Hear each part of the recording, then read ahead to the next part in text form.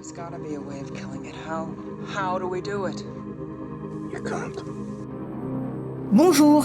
L'exposition Urgence climatique de la Cité des Sciences et de l'Industrie à Paris a ouvert ses portes. Jean Jouzel, paléoclimatologue de renom et commissaire scientifique de l'exposition, était là. Je lui ai posé 2 questions, une sur l'engagement et l'autre sur le financement de la transition. Écoutez ses réponses.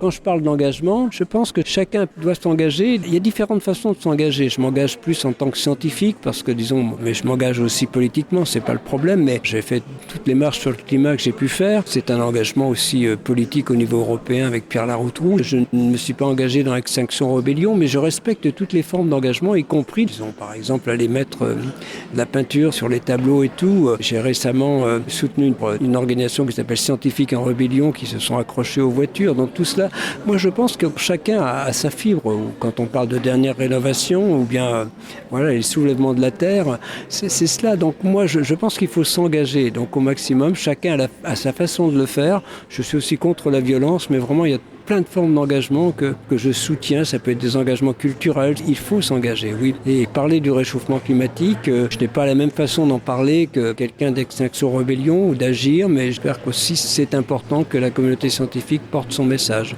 Voilà, c'est une forme d'engagement très claire pour moi. Pendant la période du Covid, à l'échelle planétaire, on a investi 5 000 milliards de dollars pour prendre la mesure de la pandémie. Je ne remets pas ça du tout en cause. Mais sur la même période, ces mêmes pays développés, parce que les investissements étaient surtout faits dans les pays développés, n'ont pas été capables de tenir la promesse qu'ils avaient faite à Copenhague de mettre à disposition des pays en voie de développement 100 milliards de dollars à partir de 2020. Il manque 20 milliards de dollars. Donc on voit bien, c'est pareil, au niveau français, on va parler de 60-70 milliards de dollars que coûterait la transition. Il faut quand même savoir que c'est largement, si on y arrivait, c'est-à-dire à une neutralité carbone, pratiquement les importations qu'on fait de combustibles fossiles, c'est ce niveau-là. Globalement, il faut bien se rendre compte qu'aller vers la transition énergétique et se libérer des fossiles en termes de balance commerciale, c'est pas du tout perdant. Les gens ne se rendent pas compte que les chiffres sont là. Ça peut être 2 à 3% du PIB et ça vaut le coup, franchement. Bien sûr, il faut que l'État soit proactif, les collectivités ont un rôle à jouer. Je suis en train de signer une pétition sur les transactions financières. Il y a aussi des moyens de financer. Ce serait 55 milliards d'euros au niveau européen qui pourraient être récoltés et mis au service de la transition. Je suis favorable à la taxation du carbone, mais il faut que cette taxation soit juste. L'augmentation de la taxe carbone telle qu'elle était envisagée il y a 5 ans maintenant, en termes absolus, ce sont évidemment les hauts revenus qui auraient été plus affectés puisque ce sont eux qui consomment le plus. Mais en termes relatifs, les plus bas revenus, le dernier décile aurait été 3 fois plus affecté que les hauts revenus. Et ce sentiment d'injustice a été perçu.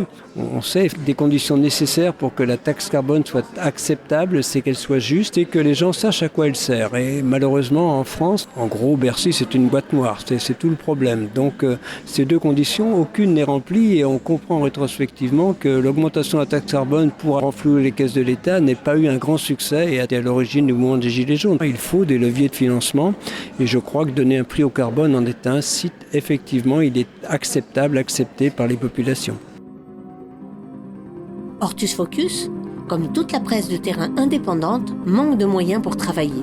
Votre soutien, aussi modeste soit-il, est important pour nous. Votre don sera défiscalisé à hauteur de 66%. Rendez-vous sur Hello Asso et merci d'avance.